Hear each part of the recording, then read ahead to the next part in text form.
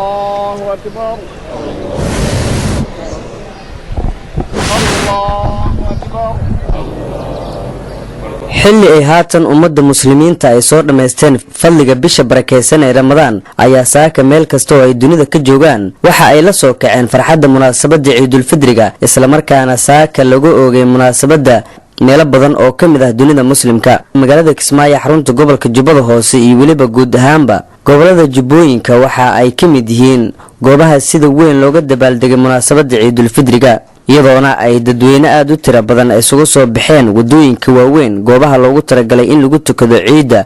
iyadoona ay indhahaagu xilliyada qaar qabanayaan boqolaal dadweyne ah oo isugu jiro caruur dhalinyaro iyo waliba waayeel oo isugu soo baxay wadooyinka waaweyn ee magaalada Kismaayo kuna damaashaadaya munaasabadda ciida waxaa sidoo kale lagu arkay magaalada Kismaayo boorar lagu dhajiyay wadooyinka kana turjumaya munaasabadda Ciidul Fidriga iyadoona dhanka kale ammaanka guud ee magaalada Kismaayo xalay ilaa ay saaka ciidamada ammaanka ay si aad u adkeeyeen مسؤولين كترسن مامل كجبلان أو كمديها كسمها مدحوينها جبلان أهنا مدحوين كحين كلابات جبلان عبد القادر حاجي محمود لوغاديري أيا وحا أي ددوينو كلتو كدين برحدا محفل كاي مقالة كسمايو ugu horeyn waxa dadweynihii goobta isugu yimid kula hadla halkaasi afayeenka maamulka Jubbaland Cabdinaasir Saraar Maax laba ciidood oo ay mid kamid ah maanta ay joogno Ciidul Fidri waxaan soo soonnay bishii Ramadaan sodonkeedii oo ogtiin fadli Ilaahay subhanahu wa ta'ala uu ku sheegay marka fadligii iyo farxadii iyo maanta guulaaneedayna runtii maanta waa maalin weeye waa maalin Ilaahay subhanahu wa ta'ala uu weyneeyay waa maalin farxadeed waxa kamid ah sunnada in la iscafiyo oo qof kasta qofka walaalkii caloosha waxa uu cafiyo in la isku naxariisto nin kasta wuxuu sadaqaysan karaa inuu maanta sadaqaysto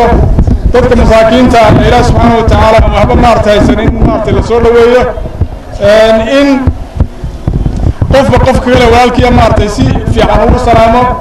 bashaasnimo iyo wanaag uu maartay ku qaabilo ugu dambeyntii waxa shacabka Soomaaliyeed gaar ahaan reer Jubbaland ugu hambaliyay munaasabadda Ciidul Fidriga oo maanta ku beegneed kusimaha madaxweynaha Jubbaland ahna madaxweyne ku-xigeenka labaad ee Jubbaland Cabdiqaadir Xaaji Maxamuud Lugadheere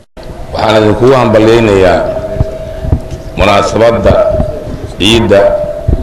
dhammaan ummadda islaamka ummadda Soomaaliyeed gaar ahaan shacbiga Jubbaland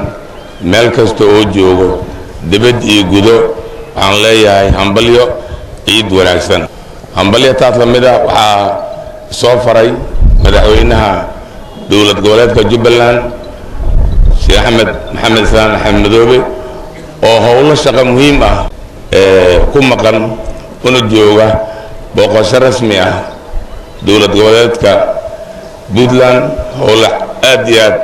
u qiimo badan halkaas u jooga oo shacabka Jubbaland u soo gudbiyay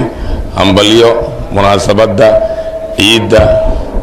Ilaahay anaga aqbalo dhammaan goobihii lagu tukanayay salaada ciida magaalada Kismaayo ayaa amaankeeda waxa aad u adkeeyay ciidamada maamulka Jubbaland gaar ahaan kuwa nabad sugidda dhammaan dadkii u soo ciidsashay tagay goobihii ciid loogu talagalay ayaa si nabad ah guryahooda ugu laabtay idlaadan Maxamed Degene Somali Cable magaalada Kismaayo.